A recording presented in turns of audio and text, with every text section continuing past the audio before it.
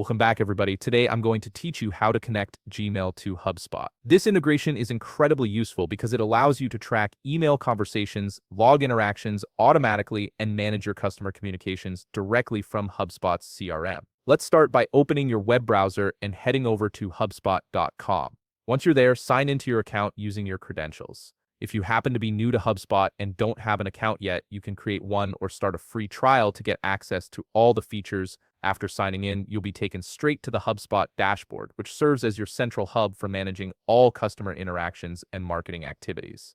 Now that you're on the dashboard, look for the gear icon in the main navigation bar. This gear icon is your gateway to all the configuration options within HubSpot. Click on it to open the settings menu, where you'll be able to customize how HubSpot works for your business needs. Once you're in settings, direct your attention to the top menu where you'll see several categories listed under General. Find and click on the option labeled Email. This section is specifically designed to manage all your email integrations and settings, making it the perfect place to connect your Gmail account to HubSpot. In the email settings area, you'll see an option that says Connect Personal Email or something very similar. Click on this option to begin the process of linking your email provider. This is where HubSpot allows you to integrate external email accounts, so all your communications can be tracked and managed within the platform. You'll now see a list of email providers that HubSpot supports. From this list, select Gmail or Google as your email source. This tells HubSpot which email service you're connecting, ensuring the integration is set up correctly.